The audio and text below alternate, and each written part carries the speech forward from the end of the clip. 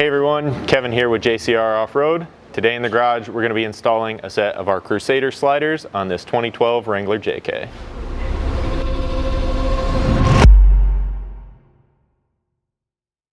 To start things off, you'll want to grab your main slider assembly as well as the lower skid plate, and you can either flip this over or simply set the slider into the skid like we have it here. Once you've done that, it's just a matter of finding the black 3/4 long 5/16 button head bolts with serrated flange nuts that are going to go into all 8 of the mounting locations there. So for those, you just want to kind of line up all of your holes here. So then you can just work your way around getting all 8 of those started by hand and then come back and tighten things up. Once you have all that hardware started loosely, you can grab a 3/16 Allen wrench or T-handle and tighten things up. Then you can install the rock lights to each end of the slider using the provided 832 button head bolt and nylock nut. These will slide in through the opening in the back, and then we'll mount flush to the inside face of the slider here, and then you can get that hardware started.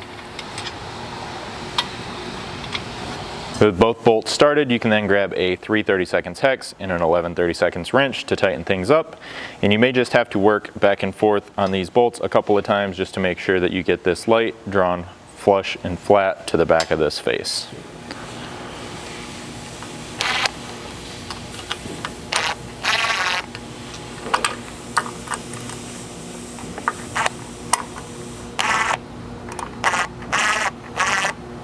With those tight, you can go repeat that process on the other end of your slider.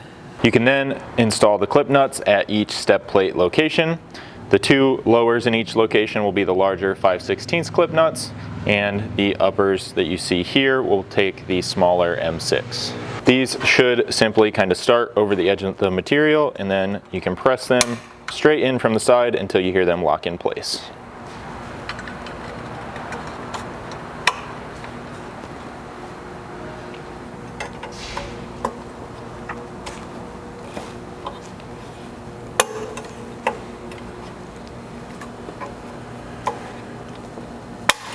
Here on the larger front cutout, you will have 3 of those M6 clip nuts along this back edge.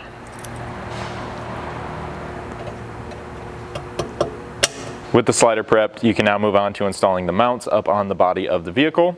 So for the inside mounts that you see back here, they're all going to have a number cutout on this top face here. 1's going to be front, 2's middle, and 3 is the rear. And then all 3 of your outside mounts are going to be identical.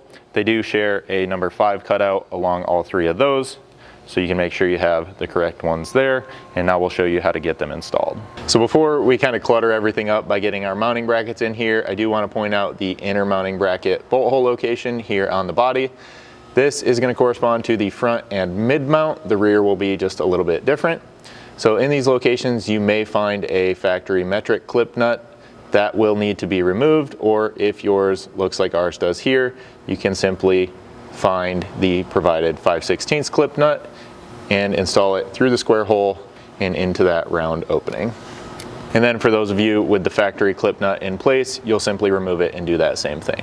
You can then grab the 3 number 5 outside mounts and install them to the pinch seam here on the body using the 5/16 hex bolts with washers, and then those will get serrated flange nuts on the inside. Now the mid and rear mounts for this outside location are going to install identical to this. However, this front one is the only one we're going to actually tighten at this time. When you go to tighten this up, you just want to make sure that it's centered in its slots here as best as possible on this pinch seam, so you can get that lined up, and then take a 1/2 inch socket and secure that in place.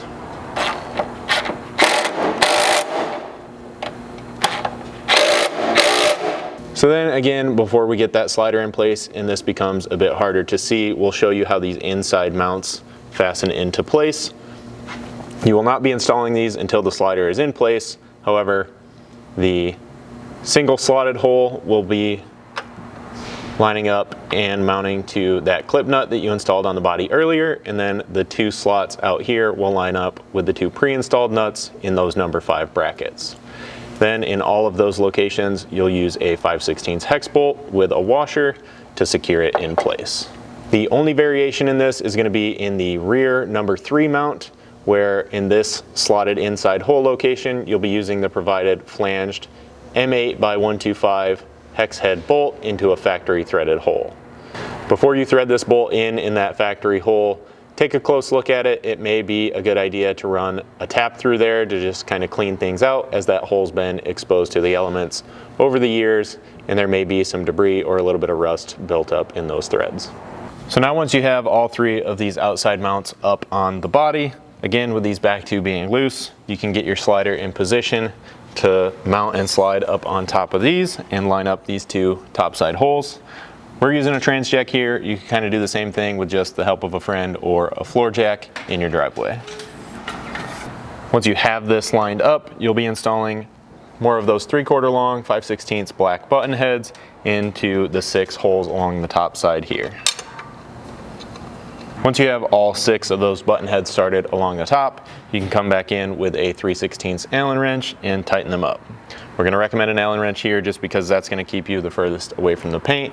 However, some of you may be able to achieve this if you have a ball-ended impact driver on a ratchet or an impact. That's kind of up to you.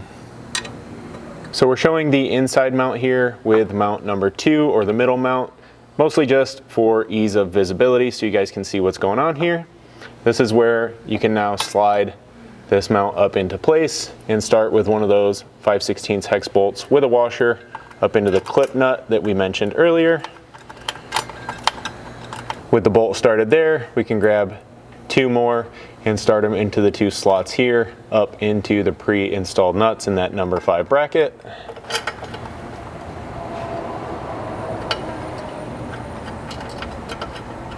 You can then feed the 5/16 serrated flange nuts in to the back side of this flange here on the slider and install the 5/16 bolt with a washer from the inside out. You want to get all your hardware loosely in place for all 3 of these inside brackets, and we can then tighten things up. You'll want to start with a 1/2" socket for all of these hex bolts. You'll then tighten the bolts for the number 5 bracket through the pinch seam first. For that, you'll have to go through the step plate cutout on the outside of the slider.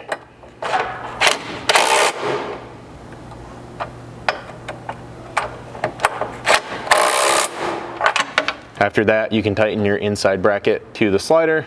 In this location, you'll probably need a swivel on whatever tool you're using, again with your 1/2" socket.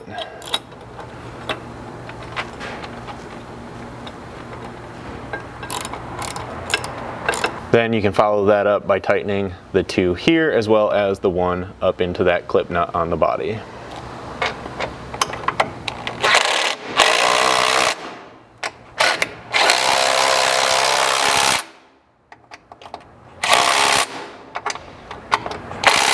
And lastly, here on that provided metric flanged head bolt, you'll need a 13mm socket. Once you have all your mounting hardware tight underneath, you can then grab the step plates and slide them into place. With these, you'll just take one end and kind of tuck it down in under this top flange, set it down, and press it back and down to the other side to kind of center things up. From here, you may have to just carefully tap back and forth to get this lined up on your nut tabs using a soft face hammer like a rubber mallet or the dead blow that we have here. Now that process is going to be the same whether you're working on the rear or the front. And once you have it lined up with the nut tabs, you can grab the logo tread plate, pay attention to the logo itself to make sure you have it reading in the correct orientation. And then we can drop that in and line up our 2 bottom mounting holes and start our black 5/16 button heads there. With your lower 5/16 hardware started, you can then find the black M6 button heads to go along this back side and start those into those clip nuts. Then with all the hardware started, you can tighten the lower 5/16 bolts with a 3/16 hex and the M6 hardware with a 4mm.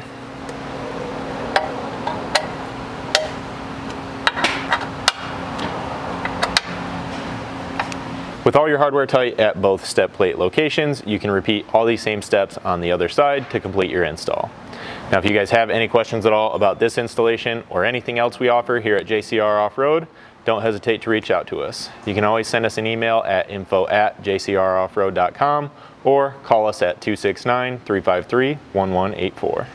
Once you have your hardware tight at both step plate locations, the only thing left to do is wire in your rock lights.